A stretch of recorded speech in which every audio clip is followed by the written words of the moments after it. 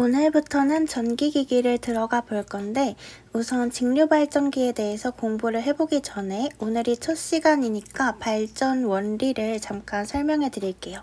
모든 발전기에는 반드시 자속을 발생시키는 계자권선과 전력을 만들어내는 전기자권선이 있어요. 그리고 전기기기에서 중요한 단어가 이 자속이라는 건데 모든 전기에너지는 이 자속으로부터 출발합니다. 전기를 만들려면 자속이 있어야 돼요. 자주 나올 단어라 먼저 설명을 해봤고 직류발전기의 구성 요소를 볼게요.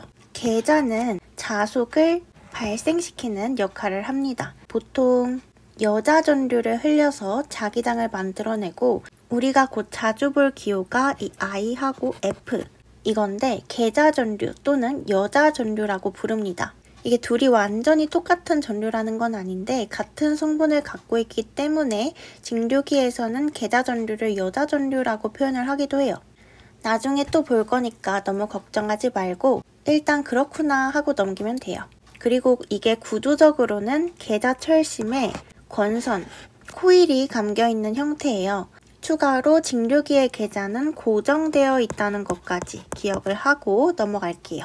그리고 전기자, 실제로 전력을 만들어내는 부분이에요. 도체가 회전을 하면서 자속을 끊어서 기전력을 발생시킵니다. 이때 철손을 줄이기 위해서 규소강판을 겹겹이 쌓아 만든 전기자 철심을 사용해요. 그 다음에 정류자, 전기자에서 발생된 교류를 직류로 변환하는 부분이에요. 원래 직류발전기에서 처음 만드는 전기는 교류예요.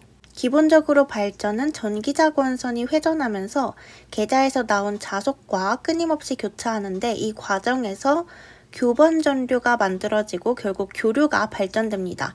이걸 정류해서 직류전류로 바꾸는 게 직류발전기의 핵심이에요. 그리고 하나 더 말하면 정류자는 정류자 편과 브러쉬로 구성이 되어 있는데 브러쉬는 정류자에 접촉해서 전력을 외부로 보내주는 부분이에요. 가장 흔한 브러쉬로 탄소 브러쉬가 있고 그 외에는 전기 흑연 브러쉬나 금속 흑연 브러쉬가 있습니다. 이제 전기자 권선법. 전기자 권선을 감는 방식에는 여러 가지가 있는데 이 방식에 따라 발전기의 전압 전류 특성도 달라지고 용도도 달라져요.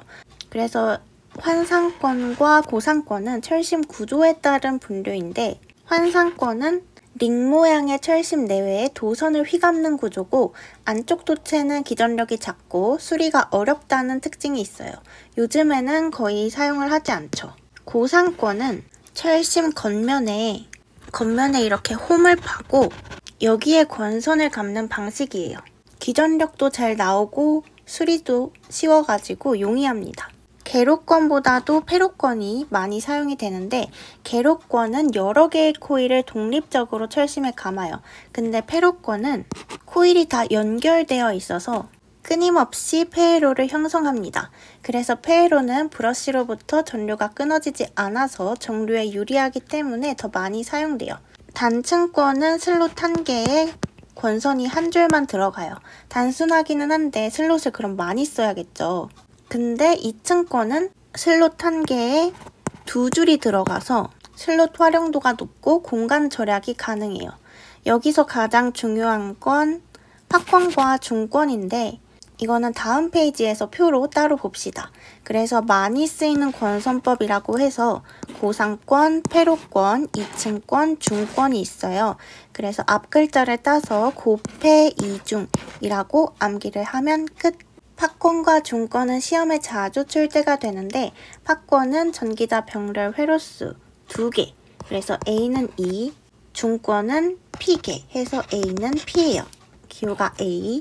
이게 무슨 말이냐면 팝권은 극수에 상관없이 브러쉬가 플러스 극은 플러스 극끼리, 마이너스 극은 마이너스 극끼리 연결이 돼서 항상 2개의 병렬 회로로 만드는 권선법이거든요. 그래서 플러스 회로 1개, 마이너스 회로 1개 해서 2개라고 적혀져 있는 거예요. 그리고 전기자 권선의 코일 끝이 직렬 연결되어 있어서 브러쉬 양단에는 고전압, 소전류가 얻어집니다. 그래서 파, 두, 고 라고 암기를 해주면 편해요. 이거를 나중에 고를 고전류 이렇게 하면 안 되고 전류는 보통 대전류, 소전류 이렇게 표현을 하죠. 팝권 하나만 잘 외워놔도 중권은 잘 안 헷갈릴 거예요.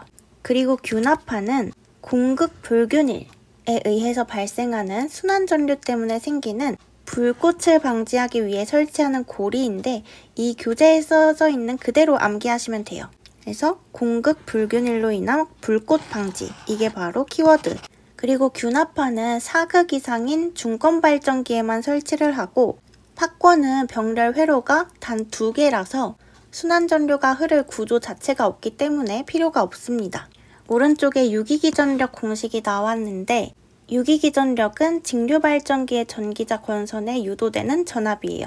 그래서 60A분의 Pz-파이 N, 여기서 P는 극수, Z는 총 도체수, 파이, 이건 파이는 자속, 그리고 N은 회전수, A는 아까 봤던 병렬 회로수, 그리고 이게 정리하면 K-파이 N이라고 나와 있는데 이렇게를 그냥 K로 묶은 거예요. 그래서 K는 그냥 상수고 저는 어떻게 외웠냐면 60A분의 Pg4N이라고 암기를 했습니다. 뭔가 되게 피지가 다 사라질 것 같은 피부에 좋은 화장품 이름 같지 않나요? 그리고 또 알아둬야 될 게 병렬 회로수 이 A가 건선법에 따라서 달라져요. 그래서 중권일 때는 병렬 회로수가 A는 P잖아요. 그래서 문제에서 중권일 경우에 만약에 사극발전기라고 하면 A에다가 4를 대입을 해주시면 되고 문제에서 팝권이라고 주어졌다면 극수가 뭐든 상관없이 2를 대입해서 이 유기기전력 공식에 대입을 해서 계산을 해주시면 됩니다. 그리고 이런 비례 관계도 알아두시면 좋겠죠. 그 다음 정류자 편수. 정류자는 여러 개의 정류자 편으로 이루어져 있는데 전체 전기자 도체수랑 이런 관계를 가지고 있어요. 여기서 나누기 2를 하는 이유는 정류자 편 1개당 전기자 도체는 항상 2개씩 사용을 하기 때문에 전기자 총 도체수를 구한 다음에 2로 나눠주면 정류자 편수가 되겠죠. 그리고 정류자 편간전압은 인접한 두 정류자 편 사이에 접속된 코일만큼의 전압이 걸리는데 공식은 K분의 PE. 그래서 정류자 편수 K분의 이 PE가 총 전기자 유기기전력이에요. 그래서 P 곱하기 2를 하는 거거든요. 그래서 극수 곱하기 전기자 권선에 유기되는 유기기전력을 곱해주면 되겠죠. 리액턴스 전압은 다 필요 없고 정류를 방해하는 전압이라고만 알아둡시다. 그리고 공식은 정류 코일의 자기 인덕턴스의 시간에 따른 전류 변화율을 곱해줬어요. 정류 과정에서 전류가 플러스 IC에서 마이너스 IC 이렇게 순식간에 바뀐다고 보면 LDT분의 DIT 이게 LTC분의 IC 마이너스 IC인 거죠. 그래서 LTC분의 EIC 그래서 분자의 2를 좀 기억을 해두세요. 전기자 반작용은 전기자 전류에 의해서 생기는 자속이 계자권선에서 발생되는 주자속에 영향을 줘서 자속이 일그러지면서 감소하는 현상이에요. 쉽게 말하면 계자는 원래 일정한 자기장을 만들어주는데 전기자에서 전류가 흐르기 시작하면 이 전류도 자기장을 만들게 돼요. 이 자속이 계자의 자속과 간섭을 일으키는 거예요. 전기자 권선에도 전류가 흐르면 자속이 유기되거든요. 그래서 악영향을 보면 계자 자속이 당연히 감소가 되고 그래서 기선력이 감소하고 나중에는 발전기 출력까지 감소하는 악영향이 발생합니다. 그리고 또 정류자 편간전압 상승으로 불꽃 섬락도 발생하고요. 이러면 정류 불량이나 브러쉬 손상도 일어나요.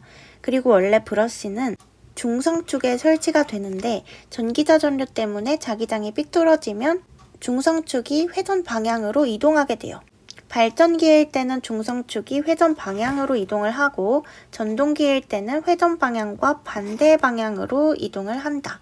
그러면 당연히 전기자 반작용 방지 대책도 있겠죠. 우선 보상권선 설치가 가장 효과적인 방법이고요.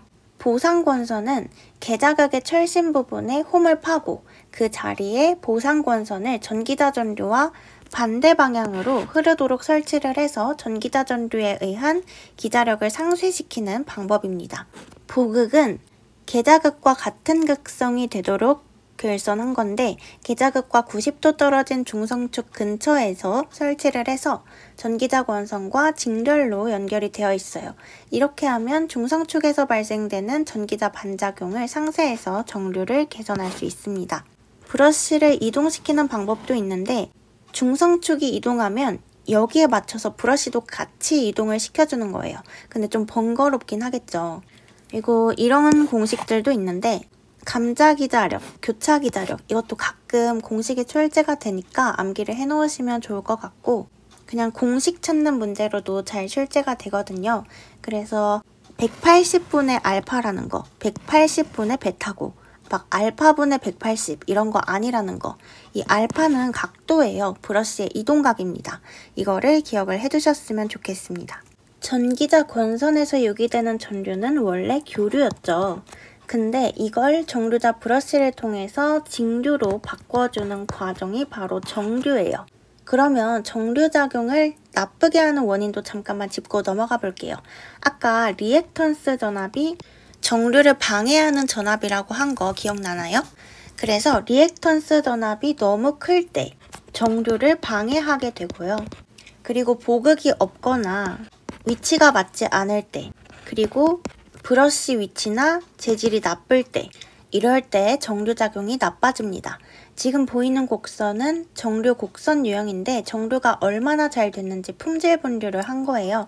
그래서 이 직선 전류가 가장 이상적인 정류 곡선이고 이게 정연파 곡선, 정연파 정류는 양호한 정류 그리고 부족 정류는 브러쉬 말단 부분에서 불꽃이 발생하고 말단이 뒤쪽 그리고 과정류는 브러쉬 앞단 우선 리액턴스 전압을 작게 해야 돼요. 그리고 브러쉬 접촉 저항을 크게 해야 된다. 그래서 브러쉬 접촉 전압 강화를 리액턴스 전압보다 크게 합니다.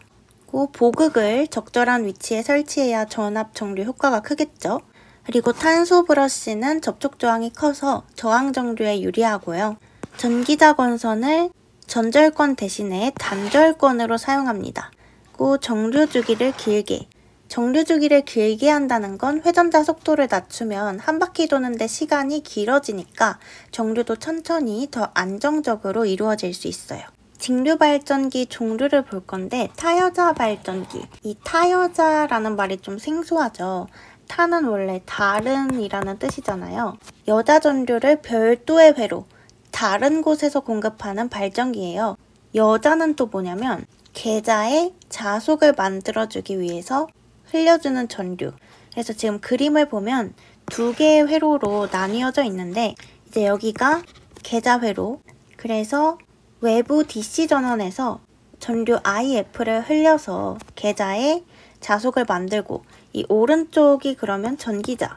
전기자 회로는 전기자가 회전을 해서 전압 E를 만들고 부하에 전류 I를 공급을 합니다. 그래서 공식을 보면 발전기 내부에서 생성된 유기기 전력은 부하에 걸리는 전압인 이 단자 전압에 전기자 전류와 전기자 저항을 곱한 값을 합한 거죠. 그리고 여기서 전압 강화 같은 경우에는 문제에서 주어지면 더하면 되고 아니면 신경 쓰지 않으셔도 됩니다. 그리고 전기자 전류 IA 이게 부하 전류 I랑 같은데 IF는요? 라고 하면 얘는 일정하죠. 왜냐면 분리되어 있으니까. 그래서 이 공식 두 개를 타여자 발전기에서는 암기를 해주시면 되고 타여자 발전기 특징이 뭐가 있냐면 우선 정전압 특성 이게 있어요. 계자 회로가 외부 전원에서 전류를 받기 때문에 부하가 바뀌어도 자속이 일정하게 유지됩니다. 그래서 전압 변동이 거의 없는 일정한 전압 출력. 그래서 정전압 특성을 보입니다. 그리고 잔류자기도 필요 없죠. 왜냐면 여자는 외부에서 주니까 잔류자기가 없어도 발전이 가능해요. 그리고 하나 더. 전기자 회전 방향이 반대가 되면 극성이 반대로 발전되는 특징도 있습니다. 이번엔 자여자 발전기인데 자여자는 여자 전류를 자기 회로 내 거에서 공급해요.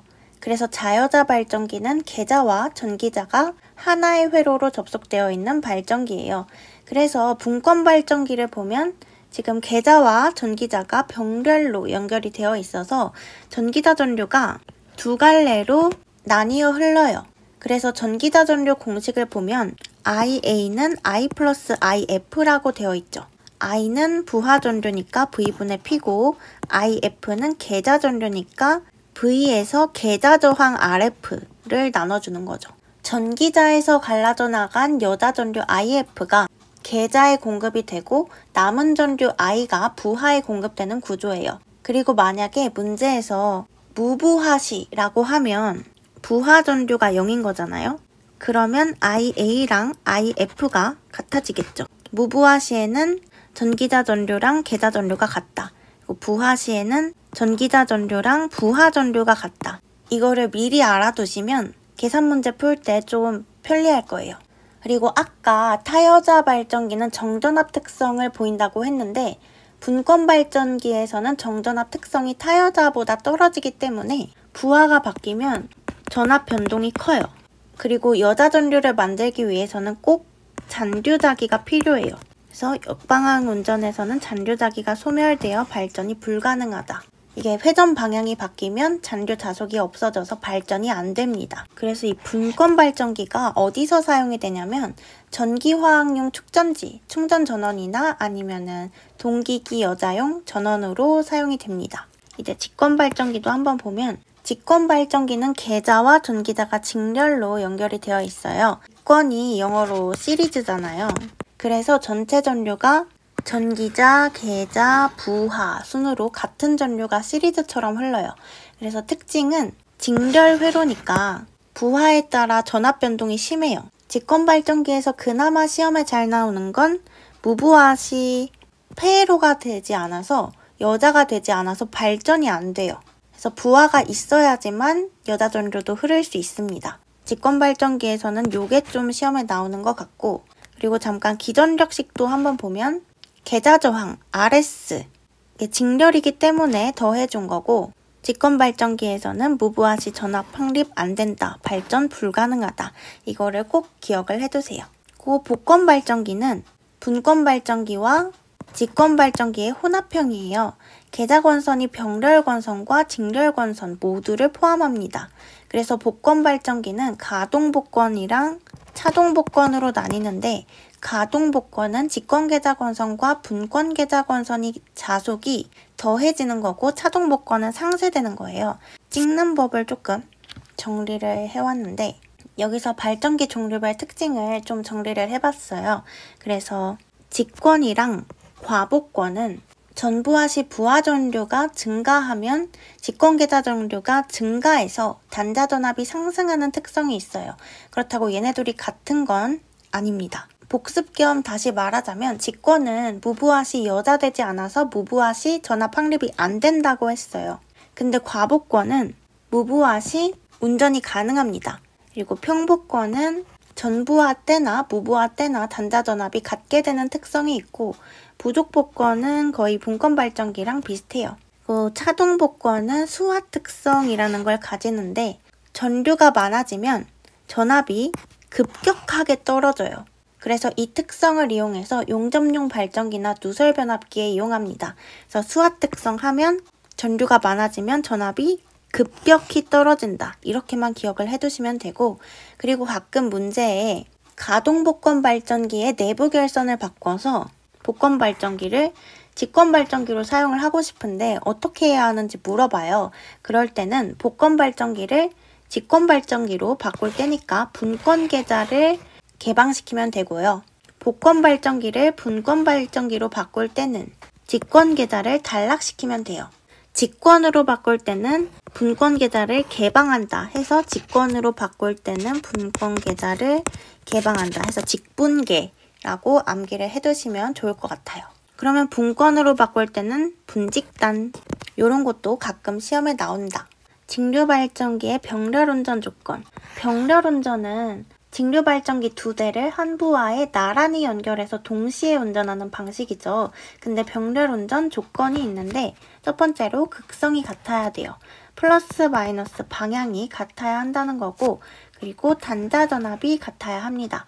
전압이 다르면 높은 쪽에서 낮은 쪽으로 전류가 흘러서 내부 손실이 발생해요.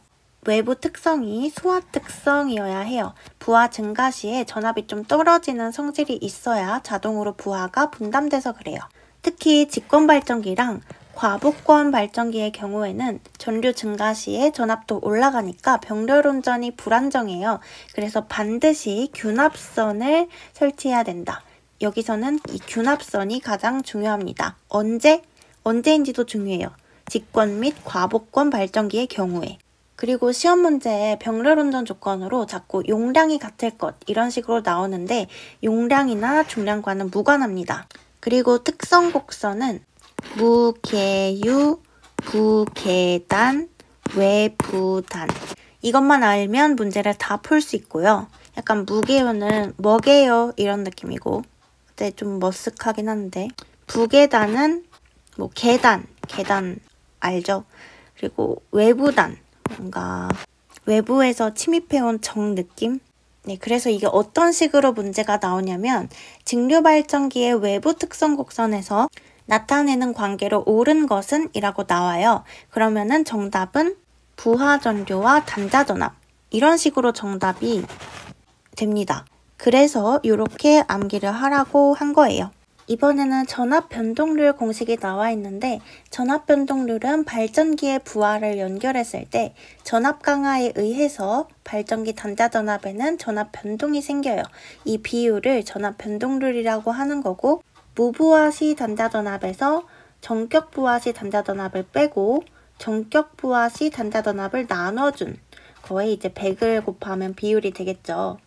이런 비율 공식은 이제 조금 익숙하지 않나요? 그리고 이 변동률이 마이너스 값인 게 직권이랑 과복권, 그리고 0인 게 평복권인데 사실 뭐 직권, 과복권, 평복권 빼고는 다 여기에 포함이 됩니다. 그래도 이제 시험에 나오는 건 분권이랑 차동복권이니까 혹시나 이 순서가 헷갈리신다면 직과분차라고 암기를 해두시는 것도 좋을 것 같아서 적어놨어요. 오른쪽 보니까 직류 전동기의 출력이라고 나와 있어요. 방금까지 발전기 봤었는데 전동기죠. 이거는 전동기고요. 전동기는 전기 에너지를 기계적인 회전 에너지로 변환을 하는 장치예요. 직류 전동기는 직류 전원을 공급받아서 회전하는 기기고 구조는 직류 발전기와 같습니다. 전동기는 플레밍의 왼손 법칙에 따르고 발전기는 플레밍의 오른손 법칙에 따른다는 것도 가끔 시험에 나오니까 왼전 오발이라고 암기를 해두세요. 그 다음 토크는 회전 운동을 일으키는 힘이에요. 회전축에서 일정 거리 떨어진 곳에 작용하는 힘의 효과인데 단위는 kgm 또는 Nm를 사용합니다. 그래서 1m 떨어진 위치에 1kg의 물체를 돌리는 힘이 1kgm. 이거는 9.8Nm와 똑같습니다. 지금 보면 전동기 토크 산출식들이 나와 있는데 처음 접하면 이걸 어떻게 외우나 당황스러울 수 있어요. 첫 번째 식은 RPM이라고 분당 회전수 기준식인데 그래서 여기 60이 들어간다. 근데 1kgm는 9.8 Nm랑 똑같으니까 이 Nm를 kgm로 바꾸기 위해서 지금 9.8을 나눠줬죠. 난 도저히 못 외우겠다 싶으면은 이 식이라도 암기를 하시면 돼요. 0.975 N분의 P. 그래서 이때 단위는 와트고요. 킬로와트로 할 거면 975라고 해주시면 되겠죠. 그래서 0.975 N분의 P라도 암기를 일단 해주시고 이 오른쪽에 역기전력, 이거는 전동기도 회전하면서 자속을 끊기 때문에 기전력이 발생하는데 이때 생기는 기전력은 전동기에 가한 입력전압, 극성과 반대 방향으로 생기기 때문에 역기전력이라고 불러요. 근데 지금 보면 발전기 유기기전력 공식이랑 똑같으니까 다행이죠. 그래서 전동기의 부하가 증가하면 전동기 속도가 감소를 하게 되고 역기전력의 크기 역시도 감소하게 됩니다. 여기서 중요한 건 마이너스. 전동기의 역기전력은 발전기의 기전력과 반대로 계산을 하면 돼요. 그래서 발전기는 플러스, 전동기는 마이너스라고 암기를 해두면 나중에 문제 풀 때 도움이 될 겁니다. 그래서 역기 전력이 감소하게 되면 전기자 전류 IA 이게 증가하게 되는데 이거는 전기적 입력이 증가한다고 볼 수 있어요. 그래서 전동기 입력도 한번 보면 단자 전압과 부하 전류의 곱이고 출력 전력은 실제 역기 전력이 만들어낸 전력입니다. 그리고 직류 전동기의 회전수 공식이 나와 있는데 복잡해 보이지만 이 V-IA, RA 이거는 방금 본 역기 전력 공식이죠. 그러니까 이 E는 K-N 이 공식에서 N에 대해서 정리를 해준 것밖에 없어요. 혹시 전기자 반작용 악영향 배울 때 전동기 회전 속도가 증가한다. 이 부분 기억이 나실까요? 이게 바로 이 공식을 보면 전기자 반작용으로 주자속 파이의 값이 작아져서 속도가 증가하게 된 거예요. 이제 직류 전동기의 종류입니다. 타여자 전동기는 계자 회로와 전기자 회로가 분리되어 있죠. 계자 전류는 외부의 다른 전원에서 따로 공급을 합니다. 그래서 특징이 뭐가 있는지도 한번 생각을 해보면 계자 전류를 조절할 수 있기 때문에 자속을 바꿔가면서 속도를 정밀하게 제어를 할 수 있어요. 그래서 정속도 운전 또는 정밀 제어가 필요한 곳에 최적입니다. 그래서 아변기나 엘리베이터 같은 속도 조절이 민감한 곳에 사용이 돼요.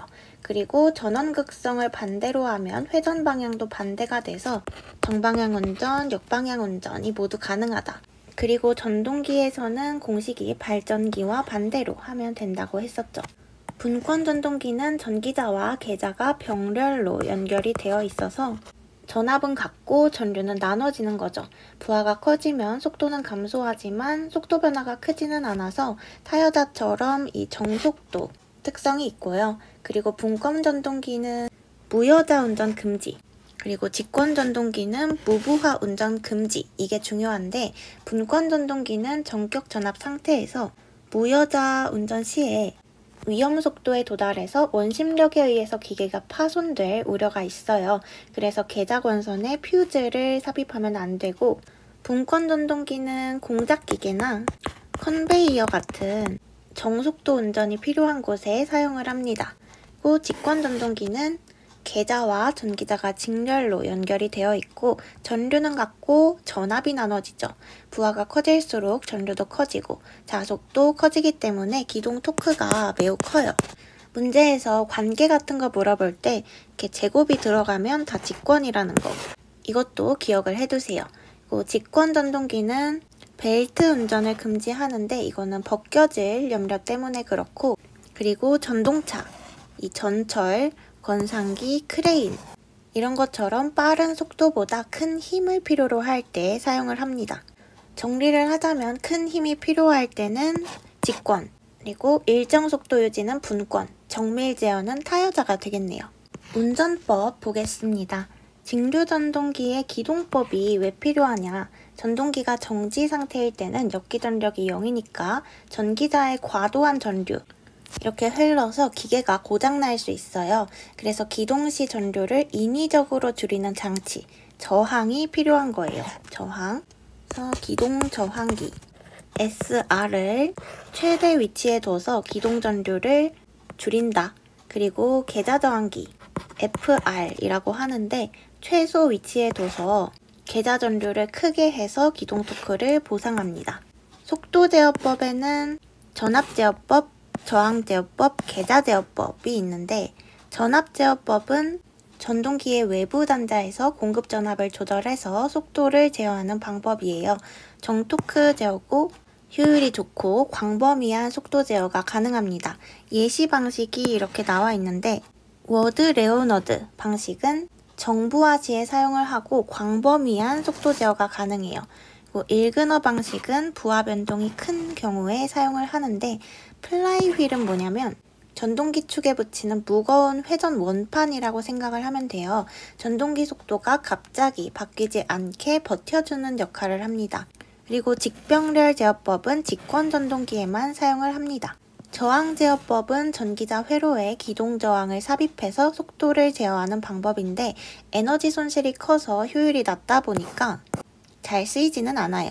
계좌 제어법은 계좌 저항을 조절해서 계좌 자속을 변화시켜서 속도를 제어하는 방법이고, 출력을 변화시키지 않고도 속도를 제어할 수 있어서 정출력 제어라고도 합니다. 계좌 제어법에서는 정출력 제어만 기억을 해두시면 돼요. 여러분, 전동기를 멈추려면 그냥 스위치를 끄면 되지 않을까요? 안 됩니다. 전동기엔 관성이 있어서 그냥 전원을 꺼도 한참 동안 계속 돌아요. 그래서 정지시키는 데에도 기술이 필요해서 이 제동법이 있는 거예요. 발전 제동. 전동기가 돌고 있는데 전원을 탁 끊어요. 근데 모터는 계속 돌아가고 있죠. 이때 전동기는 거꾸로 발전기처럼 동작을 해서 전기를 만들어내는데, 이 전기는 어디로 가냐? 그냥 전열기에 흘려서 열로 태워버립니다. 발전제동 키워드는 열이에요. 생긴 전기를 열로 소모해서 멈추는 방법입니다. 회전제동. 회전제동도 역시 전동기가 계속 돌고 있어요. 근데 역기전력이 너무 커서 오히려 전류가 거꾸로 흐릅니다. 이게 뭘 뜻하냐면 발전기처럼 전력을 회수해서 다시 외부 회로에 돌려주는 거예요. 그래서 핵심 키워드가 회생제동이니까 회생 아니면은 반동, 이런 게 키워드가 될 거고, 역상제동은 플러깅이라고도 해요. 진행 반대 방향으로 토크를 걸어서 확 잡아 끄는 방식입니다. 그래서 급정지, 급제동, 이런 게 키워드예요. 에너지 손실이 없으면 좋겠지만 현실의 모든 기기는 100% 효율이 될 수 없기 때문에 전기기기의 효율도 계산을 해야겠죠. 모든 기기의 효율은 항상 입력분의 출력 곱하기 100%, 입력분의 출력입니다. 규약 효율이라고 나와 있는데 기계의 입력이나 출력을 직접 특정하기는 어려운 경우가 많아요. 그래서 손실을 추정해서 계산하는 방식인 규약 효율을 씁니다. 발전기 규약 효율은 출력을 기준으로 손실을 더해서 효율을 계산하고, 전동기 규약 효율은 입력 기준으로 손실을 뺀 값을 효율로 계산해요. 그래서 다 입력분의 출력이다. 최대 효율 조건은 철손과 동손이 같아지는 운전 상태가 가장 효율이 좋을 때인데, 오른쪽에 전기기기 손실을 보면서 이 손실들을 한번 이해를 해봅시다. 철손. 철손은 철심에서 생기는 손실이겠죠. 자속의 변화에 의해 철심에서 발생하는 손실입니다. 히스테리시스손은 철심 내의 자개에 의해서 자속 밀도가 포화되면서 철심 내에 발생하는 잔류자기 손실이에요. 지금 보면 공식이 너무 어렵죠. 굳이 다 외울 필요는 없고, 철소는 소형 철심인 경우에는 최대 자속 밀도의 1.6승, 그리고 중형, 대형 기기의 경우에는 최대 자속 밀도의 2승에 비례한다. 이 정도만 알아두시면 되고, 히스테리시스손을 감소시키기 위해서는 철심의 규소를 약 4% 정도 함유시킨 규소 강판을 사용합니다. 와전류소는 철심 내에 자개 변화에 의해서 그 주변에 자개와 직각 방향으로 회전하는 맴돌이 전류가 발생하는데, 이걸 와전류손이라고 해요.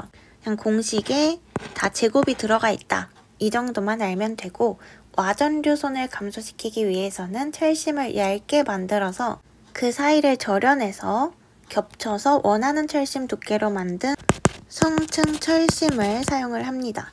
그리고 유전체손이라는 게 있고, 기계손은 전기자 회전에 따라 생기는 풍손과 브러쉬 접촉에 의한 마찰손이에요.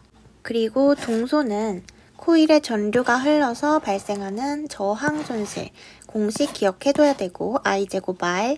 표류부하손은 철손과 동손 등을 제외한 전기적 손실입니다. 이제 마지막 페이지네요. 전동기에서 열은 손실이자 고장의 원인이죠. 그래서 온도 상승 시험법을 해줘야 돼요. 실부하법은 실제 전력 부하를 걸어서 시험을 하는데 손실이 많아서 소형 기계에만 사용을 합니다. 반환부하법은 중용량 이상 기계에서 사용을 하고, 대표적인 방식으로 카프법, 홉킨스법, 블론델법이 있어요. 이것도 기억을 해두셔야 하고, 토크는 회전시키는 힘이죠. 측정하는 방법은 기기 크기에 따라 나뉘는데, 프로니 브레이크법은 중소형 직류기, 전기 동력계법은 대형 직류기에 사용을 합니다. 이제 절연물의 최고 허용 온도 봅시다. 절연 재료는 허용 온도에 따라서 이렇게 등급이 나뉘는데 알파벳으로 이렇게 표기가 돼요. 그래서 다 매칭을 해서 암기를 해줘야 됩니다. 너무 암기가 만약에 힘들다면 이 E랑 H가 좀 잘 나오는 것 같으니까 E는 120, H는 180 이거 먼저라도 좀 암기를 해둡시다. 오늘 강의는 여기까지입니다.